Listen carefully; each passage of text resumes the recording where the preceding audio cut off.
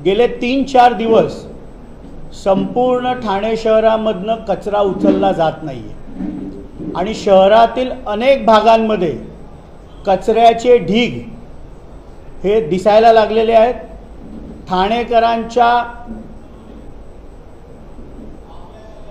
बद्दल आस्था असल्यामुळे ह्या प्रश्नावर राष्ट्रवादी काँग्रेस पक्षाने भूमिका घ्यावी म्हणून ही पत्रकार परिषद आज आयोजित केलेली आहे। गेले 3 वर्ष महासभा नसल्यामुळे सर्व अधिकार हे प्रशासक म्हणून ठाणे महानगरपालिकेच्या आयुक्ताकडे आणि त्यामुळे जी ही अव्यवस्था कचऱ्याबाबत झालेली आहे याच्यासाठी संपूर्णपणे प्रशासन जबाबदार आहे।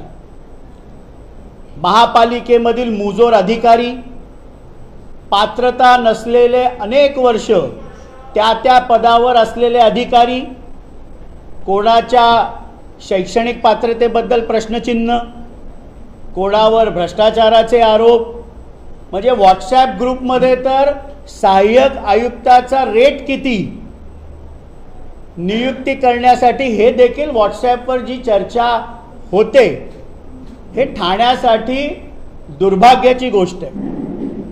आणि घनकचरा गेले 3 दिवस जो उचलला जात नाहीये, आपण बघितलं तर वागळेला आंदोलन झालं, इथे कचरा आणू नका, पण कुठलीही पर्यायी व्यवस्था झालेली नाही। मला आठवतं की कोविडच्या काळामध्ये 32 किंवा 30 कोटी रुपये खर्च करून युरोपहून काहीतरी मशिनरी आली। आता देखील 2500 किंवा 2700 कोटीचा ठेका शास्त्रोक्त पद्धतीने घनकचऱ्याच्या व्यवस्थापनासाठी काढण्यात आलं। त्या टेंडरची कालबाह्यता संपल्यानंतर देखील ते टेंडर ओपन केलं जात नाहीये।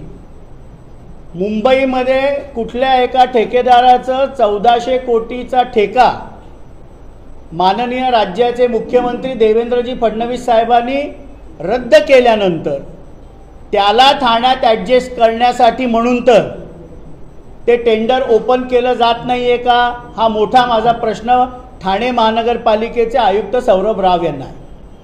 आज अधिकाऱ्यांच्या नाकर्तेपणामुळे संपूर्ण ठाण्यामध्ये कचरा जागोजागी जमा झाला आहे। ठाणेकरांच्या जीवाशी खेळण्याचा हा प्रयत्न आहे। पुढच्या 3-4 दिवसामध्ये याच्यावर जर तोडगा निघाला नाही तर राष्ट्रवादी काँग्रेस पक्षातर्फे ठाण्यातील कचरा आम्ही महापालिके मुख्यालयाच्या गेटवर नेऊन टाकणार आहोत। आता अतिमुजोरी महापालिकेतल्या अधिकाऱ्यांची झालेली आहे। कायम आपण करू सो कायदा ह्या पद्धतीने गेले 2-3 वर्ष ठाणे महानगरपालिकेतल्या अधिकाऱ्यांचं वर्तणूक आहे।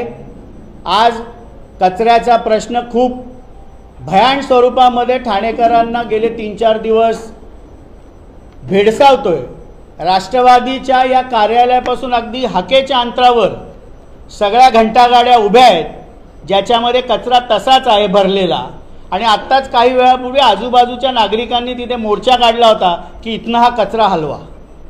म्हणून पुढच्या 3-4 दिवसामध्ये जर ह्या कचऱ्याच्या नियोजनाबद्दल हा कचरा जर ठाणेकरांच्या जीविताला हानिकारक असलेला उचलला गेला नाही तर मुख्यालयाच्या दारावर जाऊन आम्ही कचरा तिथे फेकू। आम्ही जरी महाराष्ट्रामध्ये महायुतीमध्ये सत्तेत असलो तरी ठाणेकरांच्या जीवाशी कोण खेळणार असेल तर ते कदापि राष्ट्रवादी काँग्रेस पक्ष त्याच्यावर गप्प बसणार नाही।